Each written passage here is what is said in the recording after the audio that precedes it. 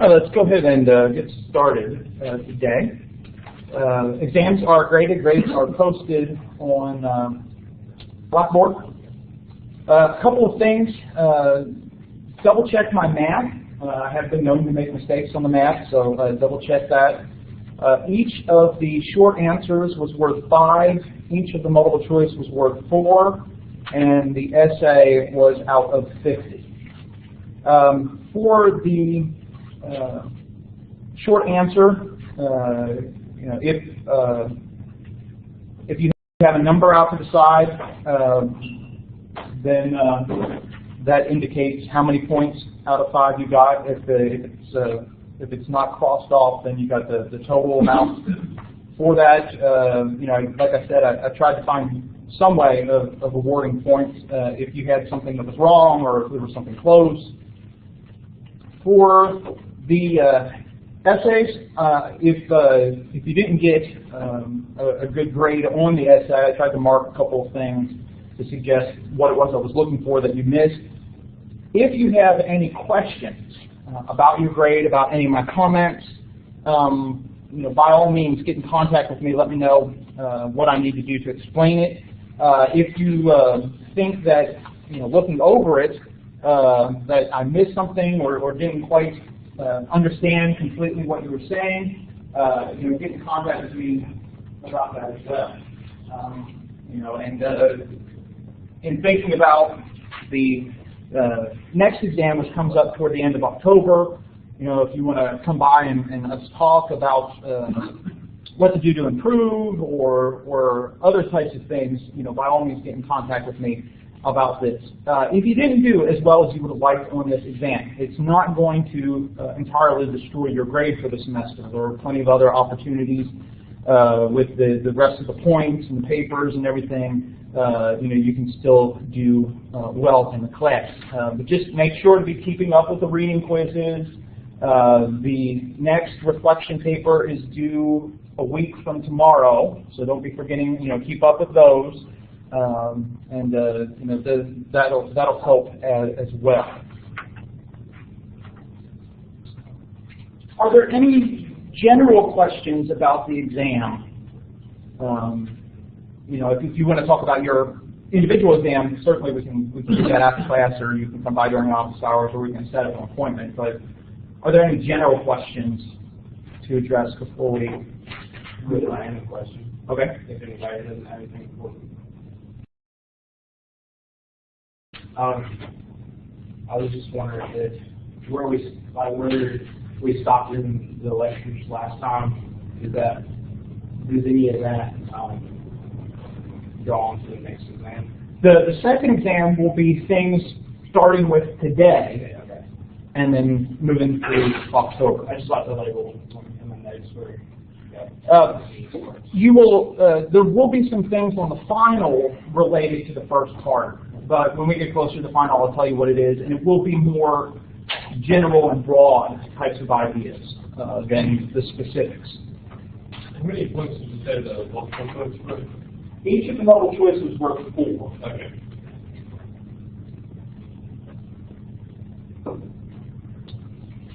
Any other questions? Okay, so as I mentioned, this starting with this lecture, moving forward is what will be on the second exam. There will not be a cumulative part on the second exam. It will only be material from this point on. And so we start today with the later part of the Middle Ages. Around 800 is where we're cutting off, and so the later Middle Ages will be 800 through the 14th century, and then we'll talk about some things in the 14th and 15th century next week before moving on to the Reformation. So we are covering a lot of time period very quickly. And because of that, that means we're very selectively looking at some things. There's a lot more that we could say about the Middle Ages and a lot of important things that happened. But in trying to get 20 centuries in 15 weeks, we kind of have to pick and choose. We start in the later Middle Ages with some political changes related to the relationship between Christianity and the state. In the early Middle Ages, we talked about the fall of the western part of the Roman Empire and how that had a profound effect not only on the people living there, but the political system, the role that Christianity, especially the growing power of the papacy, how that developed as well. The last Roman emperor we talked about was in 476, but as we begin the later Middle Ages, there is this attempt to restore that empire, but now an empire and an emperor closely tied with Christianity.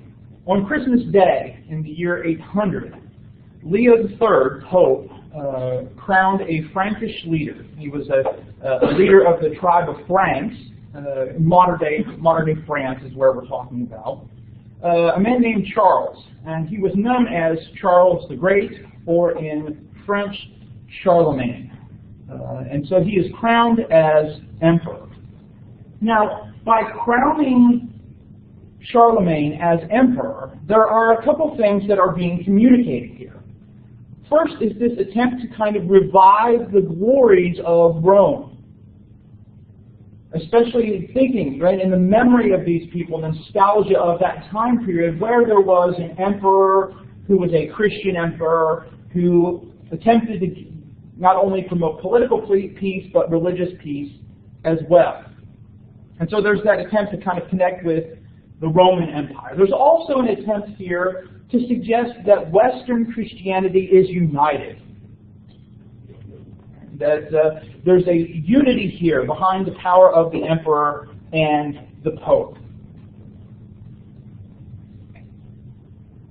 And by crowning Charlemagne as emperor, there's a way in which this is also the West kind of rejecting the authority of the Eastern emperor.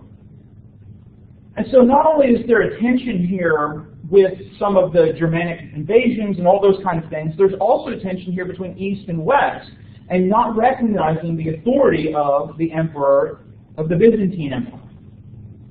So you said the West wasn't recognizing the authority of the East? Yes, so there had continually been an emperor in the East, even though Rome had fallen. But by establishing Charlemagne as emperor, it was to say, we have our emperor and you have yours. The final thing that's suggested here, by Charlemagne being crowned by Pope Leo III, there is at least the implicit suggestion, although it was explicit for some people, but for observers, there is the implicit suggestion that the Pope has the authority over the king. Because who is making him emperor? Well, it's the Pope making him emperor. It is not Charlemagne taking this on himself. And this was something that Charlemagne really chafed at. He did not like the idea of being subservient to the Pope. As you would expect most rulers to feel that way, right? They want to be the sole ruler. They want people to be under them. During Charlemagne's rule as emperor, he controlled most of Western Europe, except for those areas controlled by Muslims, which predominantly we're talking about Spain in Western Europe, and the British Isles. They had largely been separate from Western European control. But not only does he control a lot of political power, Charlemagne believes he should have a lot of religious power as well. And so, as we've seen before, the emperor takes on the authority of appointing bishops, right? Who's going to be in charge of these regions? He also attempted to control the messages that were preached, requiring that preaching should be done in the native languages of these regions and not in Latin, as was the case, right? That even though you might be in a place that is speaking a non-Latin language, you would still have Mass in Latin. Well, Charlemagne says no, it should be the language of the places. He even attempted to legislate what was preached. he began collecting tithes, or the giving of people, like taxes. Right? And so instead, kind of using the methods of how you would collect taxes and then using that for church giving. But after Charlemagne's death, his empire begins to break apart. But we have in here kind of the beginnings of what will be called the Holy Roman Empire. And eventually we'll see that coming to fruition. But these are kind of the first steps in trying to establish that.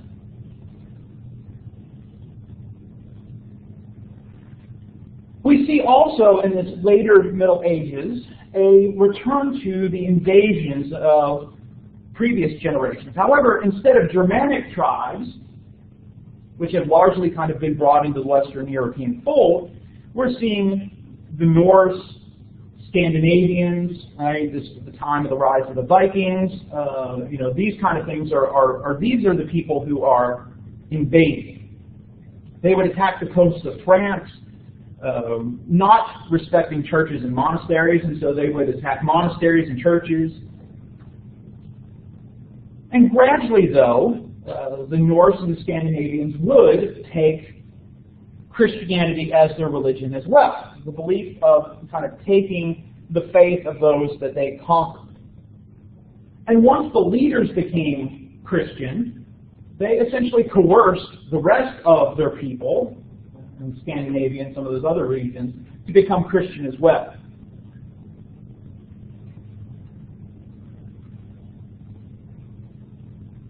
On the other side of the empire, there is the invasion of Hungarians that is taking place.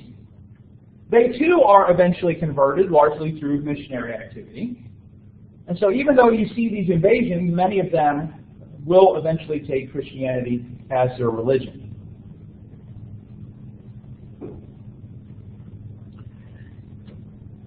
In the early 10th century, we see the beginnings of what's called the Holy Roman Empire.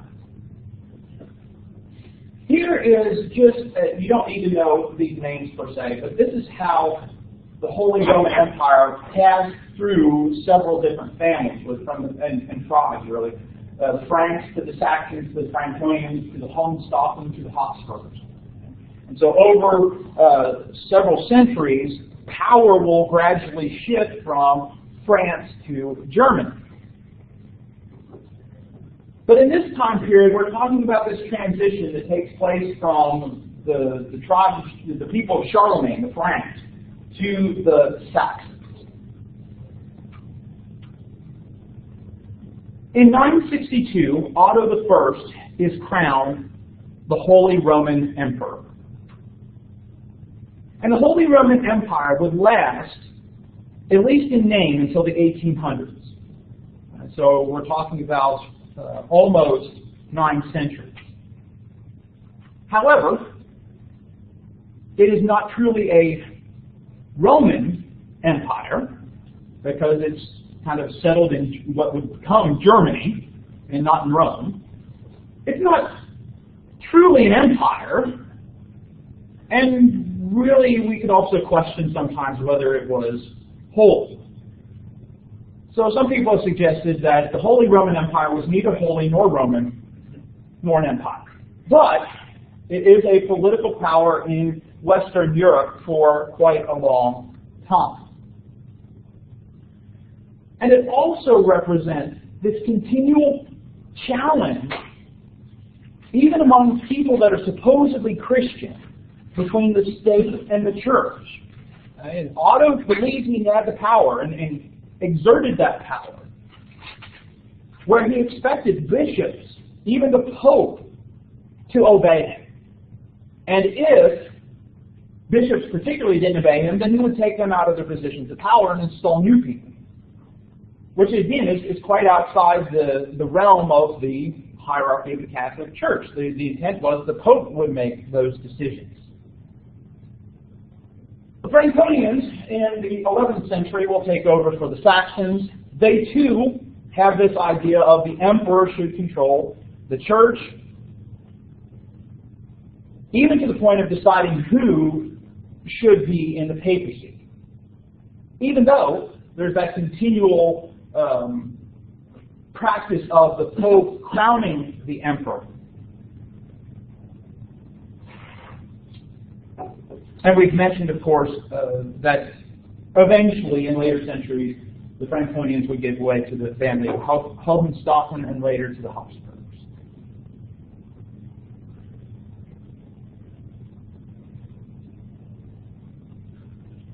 Another important political event that also has a lot of religious consequences as well is the rise of the Crusades.